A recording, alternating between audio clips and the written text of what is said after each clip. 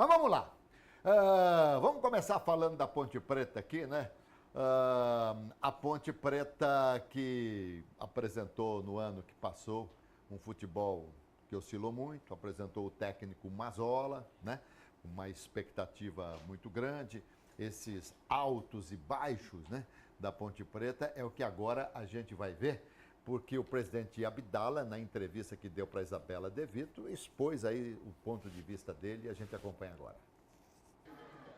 Um ano que começou pesado por conta do rebaixamento e da dura punição que o time sofreu para a Série B. Foi assim que a Ponte Preta iniciou no Campeonato Paulista de 2018. Nós iniciamos um ano com o trauma do rebaixamento da Série A para a Série B. E a Ponte Preta no futebol, ela praticamente entrou no Campeonato Paulista e até na Série B, tendo que montar uma equipe para o Paulista e depois, posteriormente, para a Série B, vamos dizer assim, com o veículo em andamento. Não houve um tempo para se planejar isso daí, a gente foi com aquilo que nós tínhamos de momento. Depois de flertar com o rebaixamento também no estadual, a primeira mudança de treinador da temporada. Começamos o ano com o Eduardo Batista, que ele já tinha o contrato se estenderia até o final desse ano. Depois nós tivemos a troca do Doriva, depois veio que o Doriva também não, em função dos resultados também nós tivemos que trocar. Houve uma oscilação muito grande com o interino da casa, o João Brigatti. Nós pensamos numa forma de aglutinar um pouco mais esse potencial, trazendo Chamusca, que teoricamente foi uma decisão acertada, mas que na prática se mostrou totalmente desaconselhável.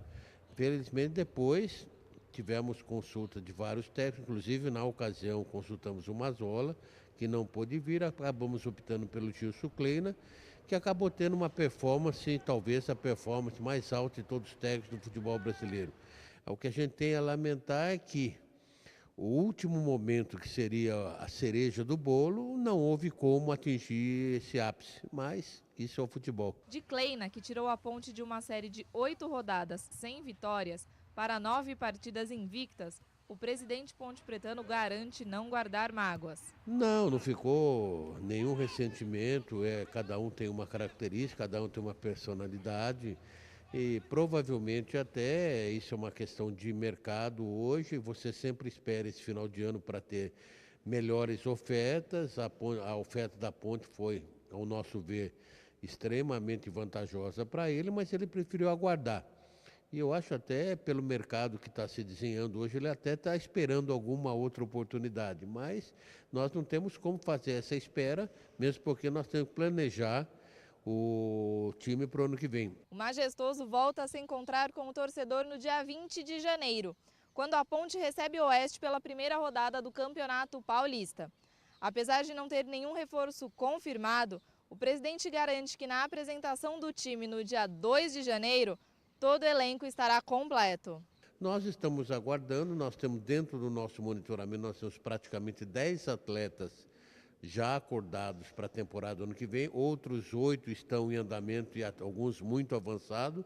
A gente espera concluir pelo menos de 90% de toda a equipe para o ano que vem, até a semana que vem, ou no máximo o meio da semana que vem, e com certeza nós teremos toda a equipe pronta aqui na apresentação no dia 2 de janeiro. E assim sonhar com dias melhores em 2019. O ano que vem nós temos Campeonato Paulista, Copa do Brasil e Série B do Campeonato Brasileiro. É claro que o objetivo, sim, é o Campeonato Brasileiro da Série B, onde nós vamos pleitear a subida para a Série A, que muda totalmente o patamar da Ponte Preta. Em contrapartida, a Copa do Brasil é interessante financeiramente, e o Paulista, que vai ser o mesmo time que vai ao Brasileiro, já vai disputar o Paulista, nós pretendemos ir até as primeiras colocações, até onde for possível. Mas o objetivo maior é, sim, o Campeonato Brasileiro da Série B. Bom, primeiro, ele disse que no dia 2, todo o elenco vai estar formado. Então está todo mundo contratado. Acredito que sim, Alberto. É claro que você tem que esperar o cara assinar o contrato para anunciar ele oficialmente, né? Mas tem um planejamento aí. O campeonato começa com o desmembramento aí da tabela para a Ponte Preta dia 19. Então, é impossível você tem que começar realmente a preparação dia 2. E aí não dá para começar a preparação sem estar com o elenco formado ou pelo menos com a base desse elenco formada. Eu acredito que a Ponte ela tem assim muitos jogadores já apalavrados, mas está aguardando a assinatura do contrato, o atleta vir aqui, passar pelos exames médicos que são necessários, apesar que hoje muitos atletas acabam fazendo essa primeira bateria de exames em clínicas contratadas pelos clubes, clínicas de confiança, para poder acelerar o processo. O Talarico, o Lessa falou, jogadores contatados e não contratados. Porque se tiver contratado, tiver assinado, a empresa pode ficar sabendo à vontade, tá certo? Se são contatados, de repente, pode ser até que um desses clubes aí, maiores e tal, ou menores, sei lá o quê, acabe fazendo, de repente, uma proposta mais interessante para o jogador e, por isso, ele que estava contatado deixa de ser contratado, não é isso? Eu creio que os dirigentes da Ponte, nesse quesito, pelo menos, acho que eles estão um pouco mais espertos, porque nós já presenciamos em algumas ocasiões que eles anunciaram e no último minuto a coisa não aconteceu. Agora eles estão batendo um recorde aí de blindagem, né, Alberto? Porque eu confesso para vocês que tem algumas fontes, tentei lá trazer algumas informações, mas não consegui. Esses contatados aí, eu mesmo com algumas fontes... alguns nomes já estão definidos, né? Os dois laterais, o Luiz Ricardo está contratado, está acertado. Que, aliás, é um dos que também causa uma certa polêmica e não agrada a todo mundo. Pode ser que ele venha para cá, arrebente, né? Tal, mas o Luiz Ricardo, que já passou pela Ponte Preta, pela própria, tudo bem. O que acontece é o seguinte, se de repente a Ponte Preta resolve contratar o Washington Coração Valente, que já parou de jogar e tal, os caras ainda ficam, o Washington parou de jogar, mas ele foi muito bom, de repente. Quando o cara teve uma passagem monstro pelo time, você tem essa expectativa positiva. O que não é o caso do Luiz Ricardo. O Giovani, lateral do América, Edson, volante, que estava no Bahia, Gerson Magrão, volante, que estava no América Mineiro. Estão definidos. Dudu, atacante do Náutico. O Dudu é um jogador que é uma incógnita. O Dudu é aquele que foi do Cruzeiro. Ele é do Cruzeiro. É do Cruzeiro, que explodiu numa Copa São Paulo. É eles mesmo? Mas ele jogou nessa Copa São Paulo, que ele explodiu, não pelo Cruzeiro. Ele jogou por uma outra equipe e aí despertou o interesse do Cruzeiro, por isso ele foi contratado pela equipe mineira. O Dudu é uma aposta. Perfeito. Agora, Gerson Magrão, Edson, Giovani, Luiz Ricardo não são apostas. São contratações de fato para chegar e jogar, né?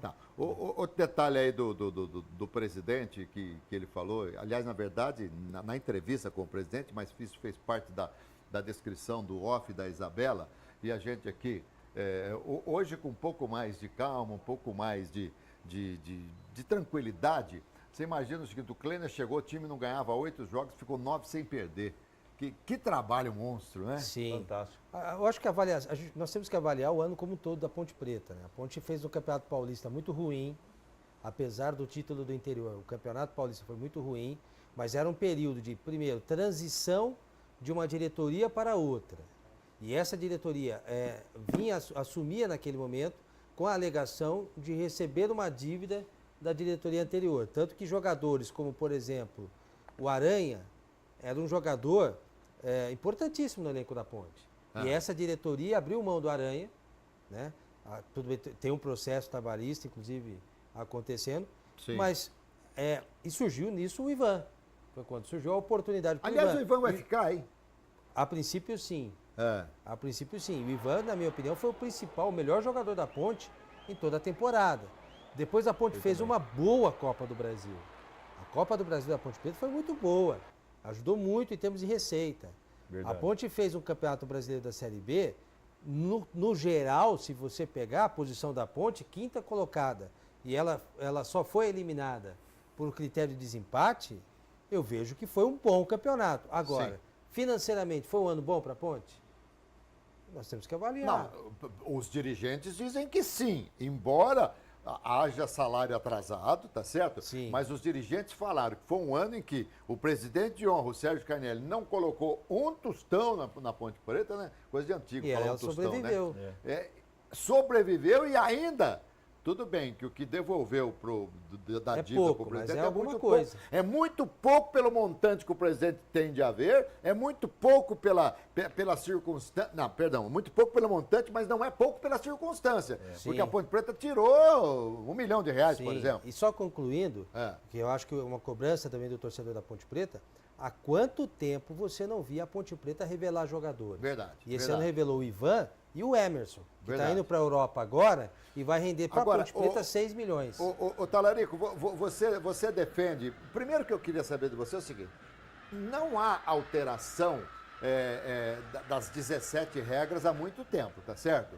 Mas há algumas adaptações, algumas convenções que são feitas. Isso na Federação Paulista, na CBF, enfim.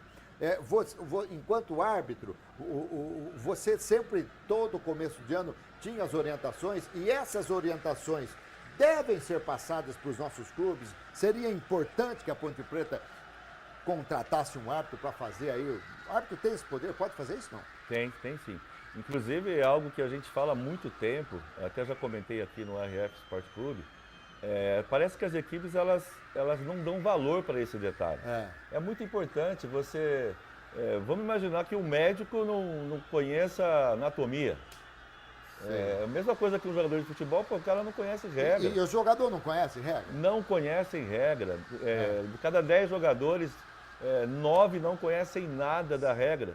Tanto é que você vê aí muitas equipes sendo rebaixadas por um lance, ou deixando de conquistar um título, ou deixando de conquistar um acesso por uma atuação, por um detalhe do árbitro, do atleta, porque ele não conhece regra. Tá. E, por exemplo, mas vamos supor, o Daronco, de repente, se a Ponte Preta, o Guarani, enfim, aqui alguma equipe contratar, ele pode ser contratado, o departamento de árbitro permite que ele venha e faça uma palestra, seja contratado para falar sobre arbitragem para um clube? O mais comum que tem acontecido, e eu não vejo as equipes de Campinas aproveitando essa ferramenta, existem árbitros que já se aposentaram, bons árbitros, pessoas que têm muito conhecimento, inclusive instrutores de árbitro. Nós temos aqui em Campinas, por exemplo, o Antônio Rogério Batista do Prado, que é o nosso querido Rogerinho. O Guerra também, O Guerra. O Rogerinho, por exemplo, ele é instrutor da CBF. Mas não há mas um árbitro da ativa pode e a CBF não se incomoda com isso. O da ativa não é muito recomendado, não. Mas você pega um instrutor como... Estou dando um exemplo, o Rogerinho. Falou do Rogerinho. Mas os da ativa eu acho que não seria interessante, até eticamente. Mas a Federação Paulista não tem uma programação, antes de começar o campeonato, visita os clubes e dá uma palestra sobre regra? Me parece que é um tempo a Federação teve o trabalho. Você tem que solicitar, tem que partir do clube. Muito bem, eu acho importante. Embora tenha um árbitro, que eu não vou dizer o nome dele, porque todo mundo conhece, que já me falou, Alberto, é melhor que os jogadores não conheçam nada de arbitragem. Porque deve ter algumas coisas que não sei. Mas enfim, vamos lá. Bom, gente, é o seguinte. No próximo bloco nós vamos receber aqui o pessoal do MMA, aqui do estúdio. E também você vai ver uma matéria com uma empresária que é promessa do Brasil no Kung Fu. Pro Pan-Americano, hein, do próximo ano. Já, já.